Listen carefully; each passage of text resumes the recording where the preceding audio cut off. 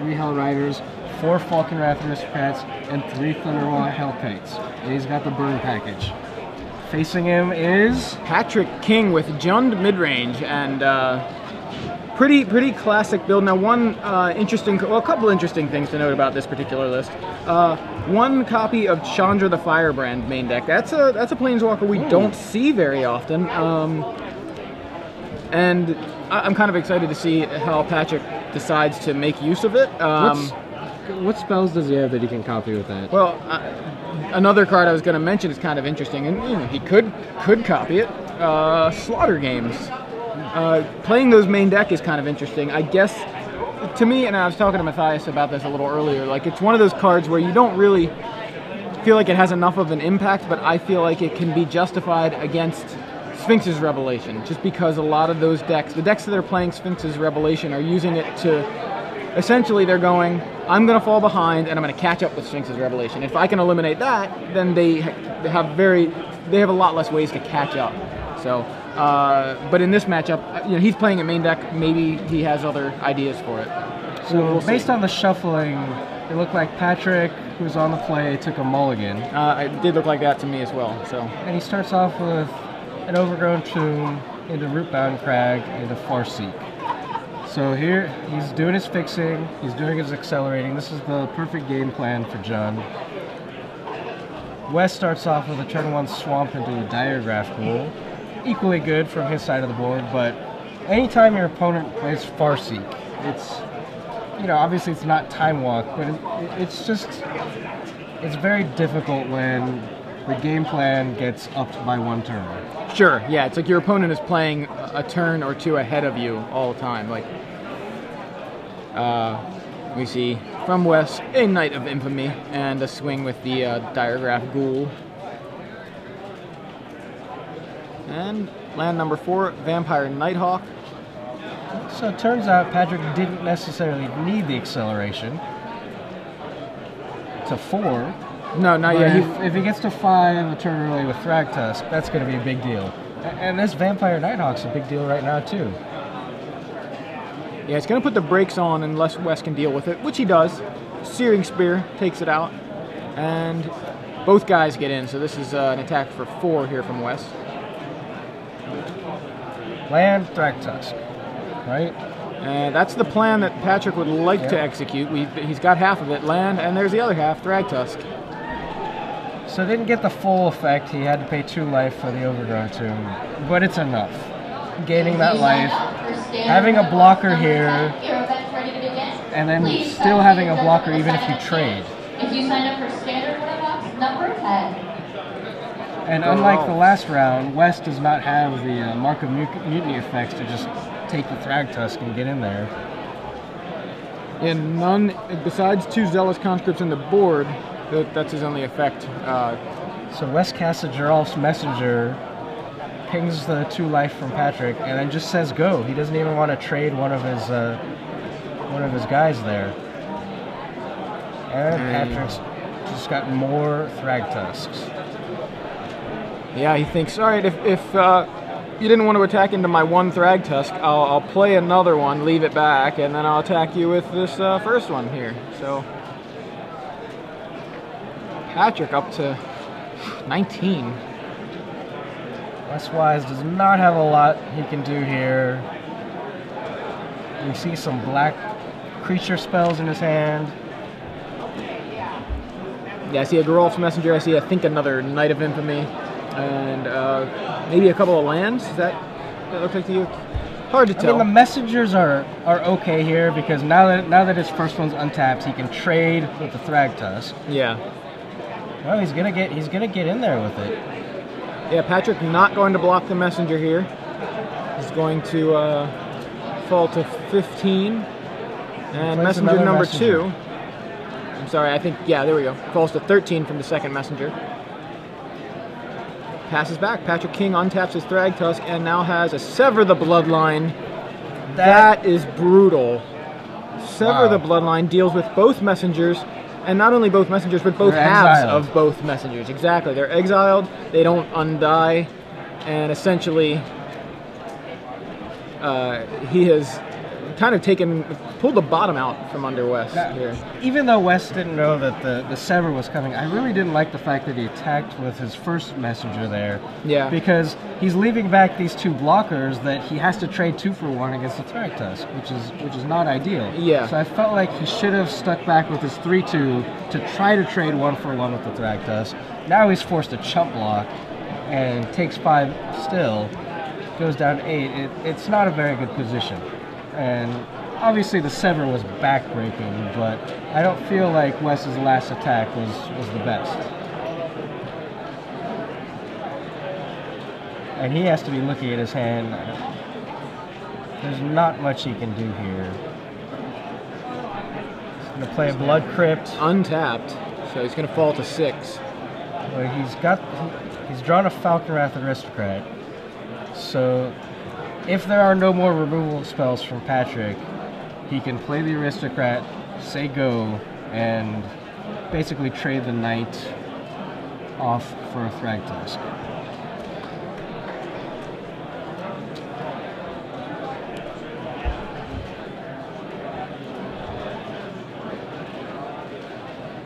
So there's a pause here. Yeah, it looks like, so he's decided on the Aristocrat and he is swinging. He's gonna attack. So, should knock Patrick to 9 here, and this is looking real scary for West because 1 removal spell allows both of those Thragtusks to get in. He's going for it. What he's saying is, I've got some burn in hand, maybe. I don't know. Yeah, and there it is. Yeah. Pillar Flame, pack it up. Even then, he could have pillared West to the face there. It didn't really matter. So Wes Wise falls in game 1. That was a tough combination. Removal spells and Thragtusk. Obviously, the Jund deck, that's what it wants to do. Yeah. And what is he going to want to do post-sideboard here, Joey? He's actually, I mean, his main deck's already pretty well set up. I think he could bring in another Bonfire. He's got a couple copies of Rolling Tumbler, which are reasonable against like the smaller guys that the zombie decks have. Now we know that they have bigger guys too. Thundermaw Hellkite laughs at Rolling Tumbler, but a lot of the little guys. Notably, West didn't have any of those cards. He didn't in that game. He didn't have the Thundermaw. He did have the Aristocrat, but that wouldn't have died to. He didn't have the Hell Rider. So, based on what he saw, Patrick. He still has to suspect that those cards are there. Yeah. West was stuck on 3 mana, I believe, for 1 turn. Sure. And when he hit the 4th land, he played the Aristocrat, I think. So I think he can reasonably suspect that West is on the Rakdos list that has been doing so well lately. So especially considering he saw the Aristocrat. What's up? I just saw a card here on Patrick's sideboard. That has to be a random just. Challenge troll, like right? Yeah, like 2 islands said, or something randomly or something like that. So yeah, tell people what he's got here. Patrick has 2 copies of Worldfire in his sideboard. I mean, that card's banned. Why don't you put Worldfire up on the screen for us, Jesse? Because we're trying to figure out how this fits into Patrick's game plan, or if it's just a troll. Look, that card's banned in EDH. That's how powerful that is. Or Commander. I don't expect. Like, I mean, maybe he really expects to be able to bring it in. Is there any reason at all? Because it would be awesome if there was a reason. Right, like, so there you see it on screen. Right now, my theory is just someone said, hey, you should put 2 Worldfires in your sideboard. I dare you. It's like, okay. Meanwhile, Wes's sideboard, he's got a bunch of kind of utility cards. Nothing that really stands out as super good in any matchup, but he's got Nighthawks, Victim of Night, Bonfire, Zealous Conscripts, Appetite for Brains, and Cremate. Any of those strike you as useful here? I'm still sitting here thinking about Worldfire. It's like, what is could he going do? to use Worldfire? Yeah. As you mentioned, and you guys apparently saw last round, I think the threaten effects are pretty good against a lot of these decks, especially against Thragtusk, just on its own. So 2 copies of Zealous Conscripts, I think, are really good to come in here. 2 copies of Appetite for Brains aren't unreasonable because he's not facing a Reanimator strategy here. Actually, Appetite exiles anyway. But he's facing against a lot of kind of bigger dudes. So maybe Appetite, but he doesn't want to. I don't think he wants to water down his threats. You know, what isn't that great? He's got like, what is it? 4 copies of Pillar. Looks like a 4 to me. Right? He might want to just take those out, bring in the upgrade to Victim of Night.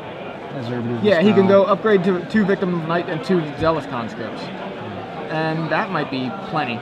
So our director Jesse throws out the suggestion that Patrick King wants to live the dream, which is have a Thragtusk in play and then cast Worldfire. Yeah, that was the only thing I could think of. I didn't know and if then that be was left with the 3/3 beast when your opponent's at 1.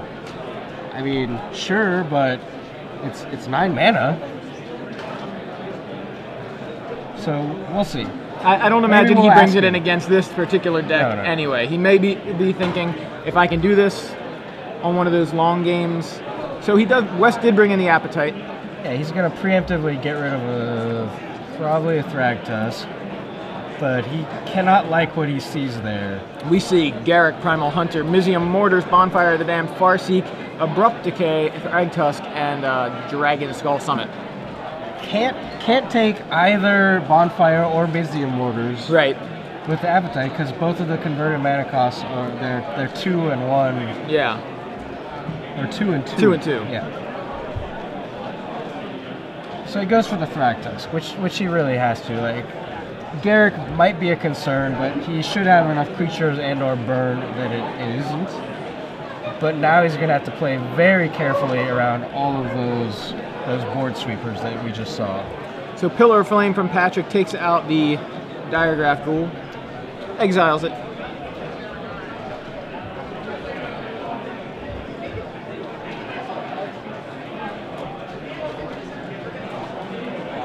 And turn 3, Vampire Nighthawk. So he actually he boarded differently than we suspected. I kind of wasn't sure. I mean, I do like the Nighthawks. I wonder what he boarded out. So Patrick's got a Cavern of Souls, but unfortunately he cannot make green mana with that to pay for Farseek, which is currently stranded in his hand. Yeah, he's unable to jump the curve like we saw him do last game. So just a lone Vampire Nighthawk on the board. And Westwise drops a Falconwrath Aristocrat onto the board and swings in with both Vampires. Connecting for 6 here, gaining 2 life. And Patrick is on quite a clock right now.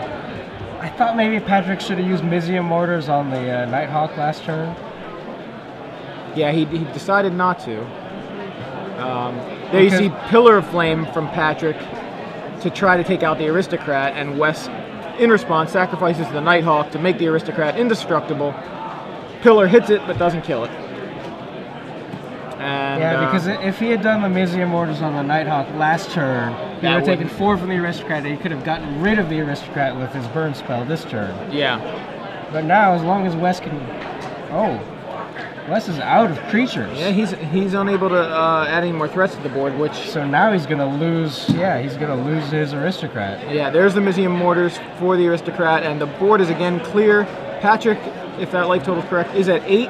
And now falling to 3 west with a Brimstone Volley, and shows him the Steering Spear. Okay. I was gonna say he was out of creatures, so he had to have burn spells. That's what I was trying to eventually get to that. I was trying to get the play-by-play in too. But West being out of creatures and not playing a land there should tell you exactly what he has, and that was the burn spells. He showed us before I could tell you. Brimstone Volley followed up by a Searing Spear. Yeah, and, I still think Patrick probably had a missed opportunity there. If he Mizium Mortars the Vampire Nighthawk. Yeah. I mean, his hand is just kind of all burn plus Garruk.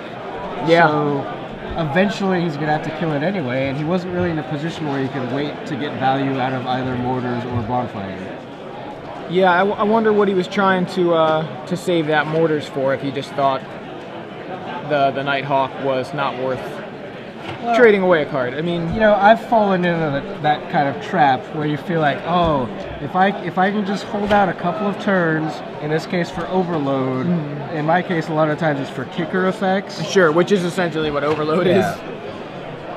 but sometimes you just have to use it. I mean, it's still 4 damage for 2 mana, and that's what you need sometimes. And we saw it there, Patrick stumbling on mana. As you mentioned, he couldn't cast Farseek. He had Cavern of Souls. We've seen Cavern of Souls kind of cause a lot of players to stumble today, where they play Cavern and they don't have access to a certain color because for their spells, for their actual spells, right? So it's like, sure, I can cast a Thragtusk, but I can't cast Farseek because I don't have green mana for spells. And I think people should just stop playing Cavern of Souls. Says the blue mage. Patrick's gonna mulligan here. Probably because he drew too many Cavern of Souls.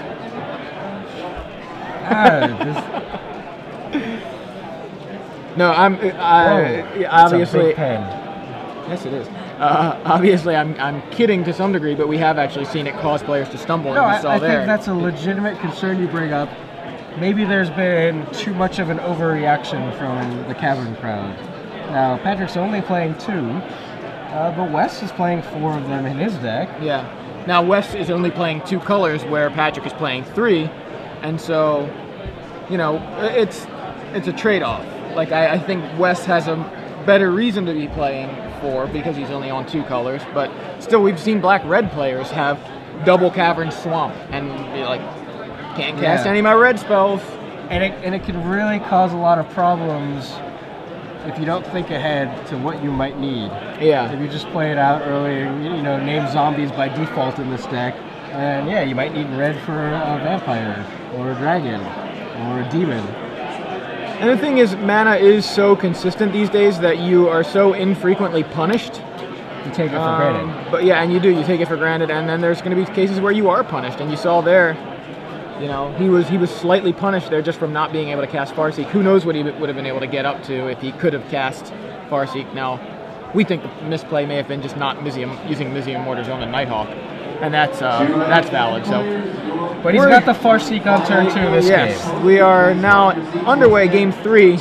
Both players with just land drops for the first 2 turns, but Patrick has a Farseek for his second turn. And then we've got a game rule violation here. Yeah, Patrick tries to cast a Farseek off of Rootbound Crag that was supposed to come into play tap. Or was it the Summit was supposed to come into play tap? I'm sorry. So now we've got a table judge sitting there. The remedy here is we're going to back up the spell. He cannot play Farseek. He's most likely going to get a warning for the game rule violation. And it looks like they did a quick shuffle of his deck because he had seen the deck, the contents of the deck in the order. Yeah, that's another thing. With these mana bases, you need to really pay attention to what's supposed to come into play tapped and what's supposed to come into play untapped. And it's kind of confusing when a lot of these lands, like the red-black lands, they have half red, half black. And they look kind of similar. Yeah, the Blood Crypt and the Rakdos Guildgate here look very similar. Obviously, their color schemes are going to be similar. They're supposed to. They're both red-black lands. But if you're like, I play Dragon Skull Summit and think it's a Blood Crypt, and then you put your Rootbound Crag into play untapped, you end up with a situation like we just saw. So you have to pay close attention to what lands you actually have. And now Patrick can play his Farseek. Yes. He also plays an Overgrown Tomb, tapped for the land for his turn, and gets another one. So he should be good. He's got all his colors now. And Wes Wise has come out with nothing. Which to me means he's got burn spells and big dudes. And big, hasty things. Yeah, so there we go. We're going to start things off with the Falcon Aristocrat from Wes and the giant Solifuge of the current format. 4-1, haste, attack. You're at 16, go. That's not the greatest 4-drop, though, because we've seen so much burn out of Patrick. You have to expect that it's just going to die, and you have no creatures with it to protect it with. Yeah, and maybe Wes is actually flooded. I suspect that he kept his hand for some reason. Was it just on the back of the strength of the Aristocrat? Yep, Mizzium Mortars. So yeah, Patrick King takes out the Aristocrat with the Mizzium Mortars after playing a Cavern. Not sure what he named there with the Cavern. He's got all of his colors. There we go. And now West has 2 creatures, 1 Falconwrath Aristocrat, 1 Diagraph Ghoul. Aristocrat gets in, named a Vampire. Okay. Tavern on Vampire. For the Olivia Voldaren. Or possibly Vampire Nighthawk. Yeah, and Huntmaster of the Fells comes down. But here's a werewolf.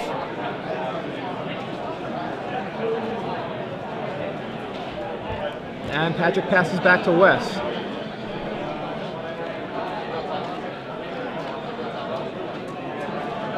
So what does Wes have? I think he may have potentially 3 swamps in hand, or at least 2. I think that's a Thundermaw Hellkite. Isn't that? It's a red It might spell. be. It's hard to. He's got it tilted in a way that we can't see it. Oh, okay. I see. I think I saw Zealous Conscripts. Maybe. I think there's a Hellkite. We're gonna see. There's the Hellkite. That's 9 damage in the air. Not only that, but it keeps the Huntmaster from flipping. And True, Wes will pass that's very back. important. Now you And- see Patrick can pass the turn and let his Huntmaster flip, but That's he's not not gonna going to. help. What he's going to do is basically get rid of the Diagraph Ghoul, because he's going to likely target the Falconwrath Aristocrat, and Wes will sacrifice the Ghoul to make it indestructible, or he can target the Ghoul and Wes will sacrifice it to make the Falconwrath Noble Aristocrat. I keep calling it Falconwrath Noble for some reason. Falconwrath Aristocrat. That card's not as good. No, it's going to make it indestructible either way. So flipping the Huntmaster here isn't ideal for Patrick. No, so he he's has got to to cast play. a spell. And It's probably Thragtas. No, Garrett. oh yeah, it was Garrett Primal Hunter. And he's going Draws. to immediately cash it in for some cards. Yeah, that's gotta. There's no. I don't think there's any card here that can save him. He's facing Yeah, down. I can't. He's got 1 mana. He does not play got Tragic Pillar. Slip. He's got Pillar of Flames. But Pillar's not going to do anything to the Falconwrath Aristocrat. It's Tragic Slip that he would like to deal with the Aristocrat, but that's still not even enough. He needs something to deal with 2 flyers. He can take a hit with the Aristocrat. He just needs to deal with the Hellkite, but he has nothing. He's trying to figure out, did he play a land? I don't think he did. So there's a Dragon Skull Summit comes into play, So untapped. he could have drawn his Singleton ultimate price for the dragon, but no, he shows his hand. And that's Pillar it. of Flame, 2 Huntmasters. So Wes Wise on the back of Black-Red Zombies, and showing the strength of his deck that has been obviously very, very impressive over the past few